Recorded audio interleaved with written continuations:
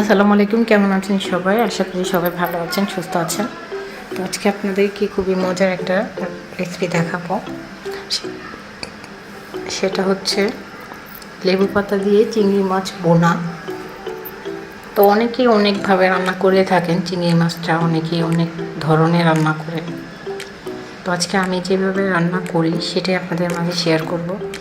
তো চিংড়ি মাছ রান্না করার জন্য এখানে সর্বপ্রথমে আমি একটি কড়াইয়ে তেল দিয়ে পেঁয়াজ আর কাঁচামরিচগুলো হালকা ভেজে নিব, বেশি না, একদম বেরেস্তা করবেন না, তাহলে পেস্টটা যাতে নরম নরম হয় এরকম একটা কালার করার পরে এখানে হলুদের গুঁড়া দিয়ে ভালো করে নেড়ে ছেড়ে নিলাম।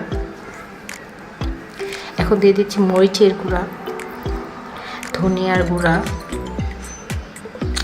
মশলার অনুপাতটা আসলে আমি তেমনভাবে বলে দেই না, কারণ অনেকে কম তরকারি রান্না করে, অনেকে বেশি তরকারি রান্না করে, সেই জন্য আপনাদের মানে আন্দাজে মশলাটা দিবেন।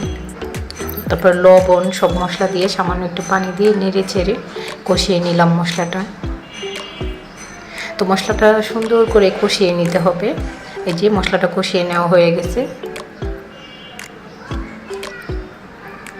দেখতে পাচ্ছেন।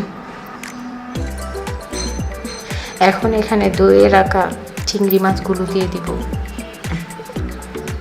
আমি এখানে ছোট ছোট চিংড়িগুলো আছে সেগুলো ব্যবহার করেছি, আপনারা এইভাবে বড় চিংড়ি দিয়েও রান্না করতে পারেন।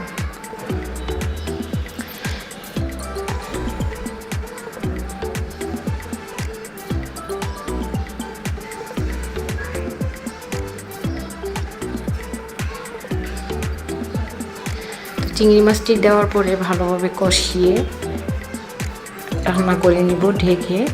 5 থেকে 7 মিনিট এরকম ভালো করে কষিয়ে ঢেকে রান্না করে নেব। তো এই যে দেখতেই পাচ্ছেন আমি মাছগুলো সুন্দর করে কষিয়ে নেড়ে চেড়ে নিচ্ছি।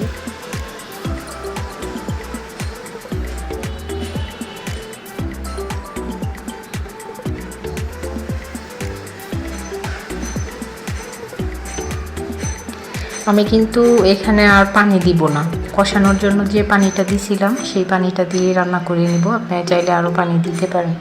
যেহেতু এটা বোনা করব সেজন্য শুধু পেঁয়াজ আর চিংড়ি মাছগুলো যাতে একদম মানে সাথে মিশে যায়, ঝোল না থাকে, একবারে অল্প ঝোল মাখা মাখা হয়, এই জন্য আমি আর পানি দিলাম না।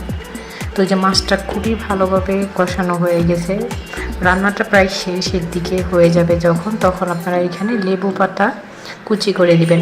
আপনারা চাইলে ধনিয়া পাতা, লেবু পাতা এগুলো দিতে পারেন, আমি শুধু লেবু পাতা দিলাম। তো সবাই ভালো থাকবেন, সুস্থ থাকবেন।